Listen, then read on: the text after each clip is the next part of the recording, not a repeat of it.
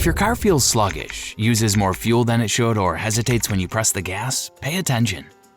Because there's a good chance nothing's actually wrong with your engine or your transmission. And the real issue could be a single contaminated sensor that turns into a $2,000 mistake. What makes it worse? Most drivers shorten this sensor's life every single day. I've seen perfectly good engines get dissected, fuel injectors swapped, and transmissions blamed, all because a $50 component was never cleaned. In this video, I'm gonna break down the one sensor that causes more problems than any other, how it slowly drains power, fuel economy, and long-term engine health, and the one cleaning move that destroys it instantly. At the end, I'll explain why shops often replace this sensor instead of fixing it, and why drivers keep footing the bill. Why modern cars depend on sensors. Modern cars don't just run on gasoline and oxygen anymore. They run on information. The engine computer isn't making guesses, it's constantly calculating, using sensor data. That data controls how much fuel the engine receives, when the spark fires, how and when the transmission shifts, how the emissions system behaves. And there's one sensor that influences all of it. When that sensor gives bad information, the entire system starts making bad decisions. The sensor that fails the most. The mass airflow sensor, commonly called the MAF. Let's be specific. The MAF is the most commonly problematic sensor in modern vehicles. Not because it's poorly engineered, but because of where it's placed and what it's responsible for. It sits directly in the incoming air path, usually just downstream of the air filter. Its role sounds simple, but it's critical. Measure exactly how much air is entering the engine at any moment.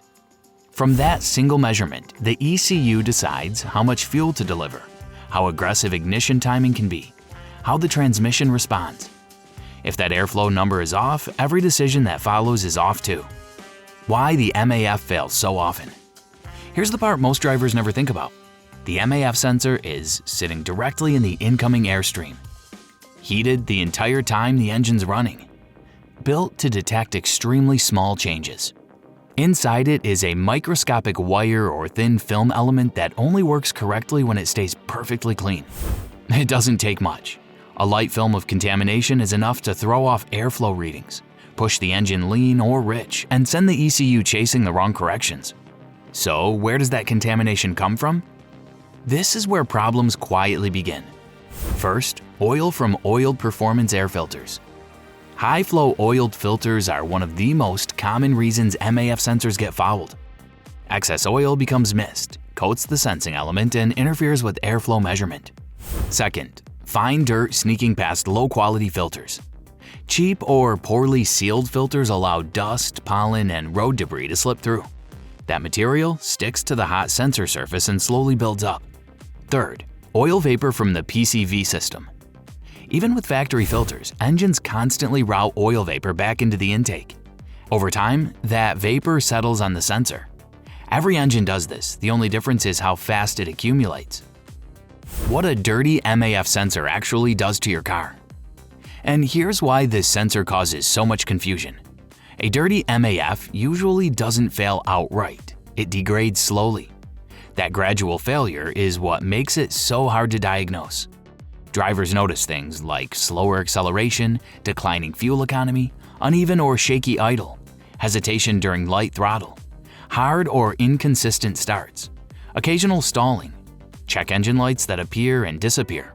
Nothing feels consistent, so people start guessing. Why this turns into expensive repairs. This is where human behavior makes the problem worse. When a car feels underpowered or starts using more fuel, the first assumptions are predictable. Something's wrong with the fuel system. The transmission must be slipping. The engine is wearing out. I've watched shops go straight to replacing throttle bodies, cleaning or swapping injectors, installing new oxygen sensors, selling transmission software updates. When the real fix was a $10 spray can and a few minutes of work.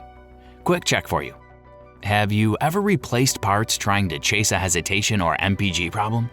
Comment yes or no. Why the ECU gets confused. Here's what's happening behind the scenes. The ECU fully trusts the MAF sensor. When the airflow numbers are inaccurate, the computer rewrites fuel trims, adjusts spark timing, changes how the transmission behaves. Over time, it adapts to bad information. That's why issues slowly intensify, return after repairs, and seem to come and go. Nothing is actually failing mechanically, the system is simply reacting to false data. Why so many shops replace the MAF? This is the part most people overlook, and it matters. From a shop's perspective, cleaning a MAF sensor takes time, requires patience, and doesn't always deliver instant proof. Replacing it, on the other hand, is quick, is billable, and looks decisive and professional.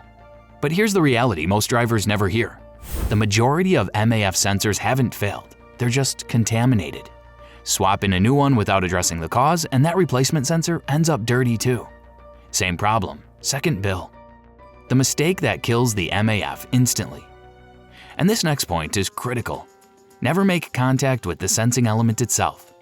Not with your fingers, cotton swabs, brushes, or compressed air. The element is extremely delicate. A single touch can permanently alter its calibration. I've seen sensors ruined during cleaning, including ones that were brand new. What manufacturers usually recommend. Now, here's what manufacturers quietly build into their assumptions.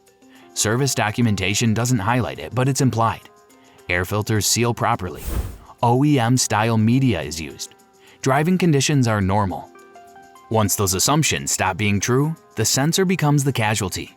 And this issue is far more common today for a reason. Why the MAF failures are becoming more common. Modern engines move more air, operate with tighter margins, and rely heavily on precise sensor input. Errors that older engines tolerated now lead to drivability complaints, emissions faults, and noticeable MPG loss. That's why this problem feels so widespread now. The only safe way to clean the MAF. If there's one thing to remember, it's this. Cleaning a MAF sensor is about being gentle, not aggressive. Here's the safe process that mechanics use on their own cars. If you remember nothing else from this video, remember this. Cleaning the MAF is about finesse, not strength. First, disconnect the battery. Not mandatory and not necessary on all cars, but it prevents electrical issues and helps reset learned values. Second, remove the sensor carefully. Unplug the connector, remove the screws, pull it straight out, no twisting, no drops. It's more fragile than it looks. Third, use only MAF-specific cleaner. Nothing else. This is where most people destroy their MAF sensor. Other sprays like brake cleaners, carb cleaners, throttle body cleaners, and even compressed air are too harsh and can leave residue. MAF cleaners only. Fourth, spray only. Don't touch the sensor element. I repeat, never touch the element, ever. Let the solvent do the work. If you touch it, calibration is ruined and the sensor is permanently damaged. Just hold the can a couple inches away and let the cleaner do the work. No wiping, brushing, or shaking debris loose required. Fifth, allow it to air dry completely. This is critical. Do not reinstall the MAF sensor wet. Wait at least 10 minutes. No heat. There are no shortcuts. Sixth, reinstall and let the ECU relearn. Idle briefly, then drive normally. This is when many drivers notice smoother idle, better response, and improved fuel economy. How often should the MAF be cleaned? Manufacturers don't typically tell you, but a reasonable guideline is every 30 to 50,000 miles. Clean it more often if you use oiled filters, or drive in dusty environments or do mostly city driving. Cleaning too frequently won't help. Skipping it entirely gets expensive. How do you know if cleaning worked? Here's the honest truth. Cleaning is effective when no permanent fault codes remain, engine behavior improves, and fuel trims move back toward normal. But be warned, cleaning won't repair internal electrical failure, physical damaged elements, or water intrusion. But the rule still stands. Clean first, replace only if necessary. The one habit that makes the sensor fail again. This is where most drivers continue to make the same mistake, using over-oiled aftermarket air filters. Even when installed correctly, they release fine oil mist that slowly coats the sensor again. That's why many experienced mechanics avoid them altogether on modern engines. Plain paper filters protect sensors better, full stop. This fix feels dramatic because it corrects information, not hardware. Once airflow data is accurate again, the system settles. Fuel delivery stabilizes, ignition timing smooths out, transmission behavior normalizes, and emission systems calm down. One clean sensor can resolve symptoms that look completely unrelated. The real money-saving truth. Replacing parts before cleaning the sensor is backwards. I've seen $800 throttle bodies replaced, $1,200 oxygen sensors installed, a $3,000 transmission blamed, all because the ECU was working with bad airflow data. A dirty MAF sensor can make a healthy engine look broken. Most mechanics don't emphasize this because cleaning doesn't pay as much. Replacement is faster. Customers expect new parts. But experienced mechanics know, clean first, replace last. The MAF doesn't fail because it's fragile. It fails because it's overlooked, contaminated, or misunderstood. Drivers who clean it spend less, avoid unnecessary repairs, and get performance back. So be honest, had you ever cleaned your MAF sensor before today? Comment yes, or I didn't even know this was a thing.